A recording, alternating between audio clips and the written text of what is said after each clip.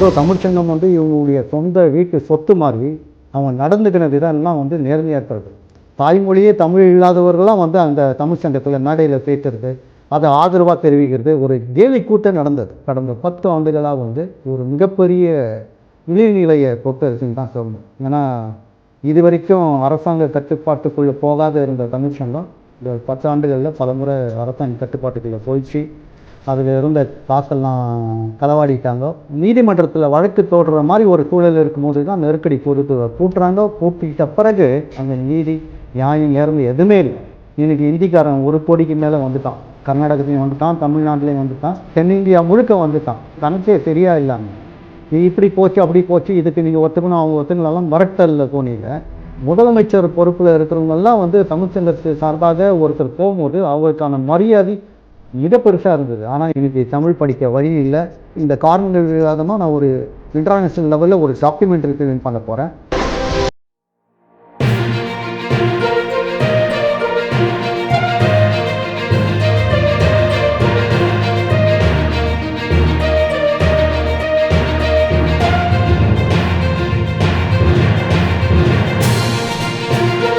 வணக்கம். கர்நாடக தமிழ் தொலைக்காட்சி ஊடாக தங்களை மீண்டும் சந்திப்பதில் பெரும் மகிழ்ச்சி அடைகிறேன்.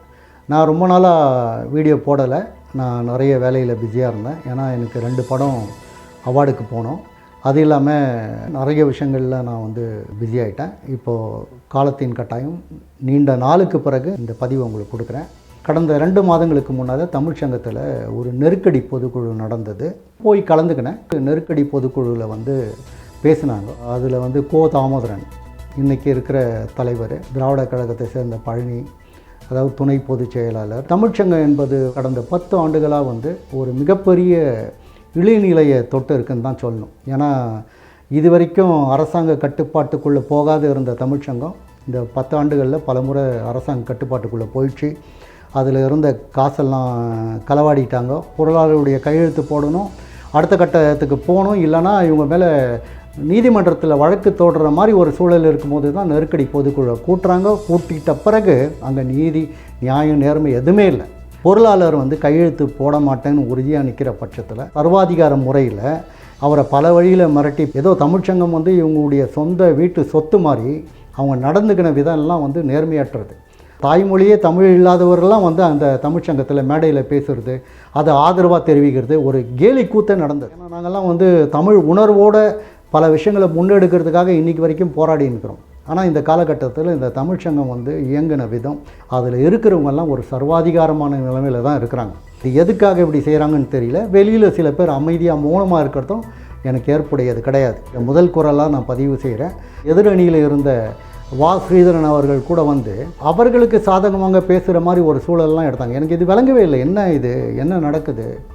தமிழ்ச்சங்கம் என்பது ஒரு காலகட்டத்தில் பெங்களூர் தமிழ்ச்சங்கம் வந்து உலக அளவில் பிரசித்தி பெற்ற ஒரு இதுவாக இருந்தது.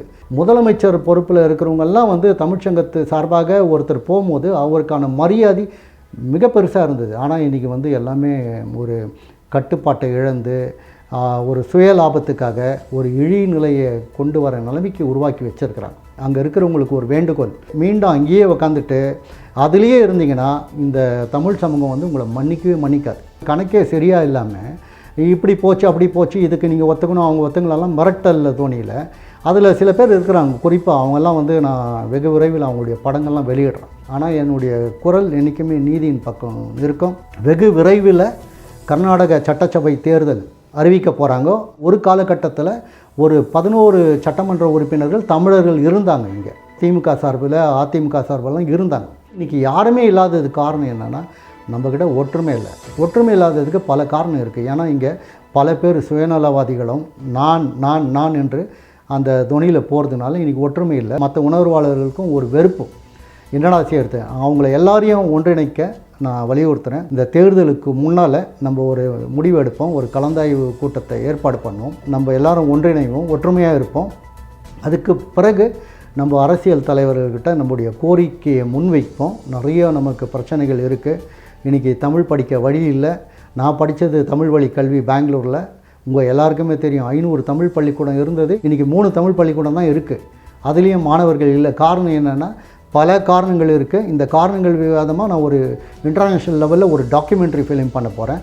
இது தொடர்பாக உங்களுக்கு தெரிஞ்ச விஷயங்களை பகிர வேண்டுகோளாக வைக்கிறேன். இப்போ இருக்கிற கர்நாடகத்தில் இருக்கிற ஏழை மாணவர்கள் 10ஆம் வகுப்புக்கு மேலே 12ஆம் வகுப்புக்கு மேலேயும் அவங்க தேர்வில் தேர்ச்சி பெறதில் அவங்க எல்லாருமே வந்து 3ஆம் மொழியானாலும் சரி, முதல் மொழி கன்னடமானாலும் சரி, அவங்க தேர்ச்சி பெறாமல் அவங்க அடுத்த கட்டத்துக்கு போகாமல் எல்லாமே அவங்க முதல் மார்க் வாங்கியிருந்தாலும் அடுத்த கட்டத்துக்கு போகாத ஒரு நிலையை உருவாக்கி வச்சுருக்கு இந்த அரசாங்கம்.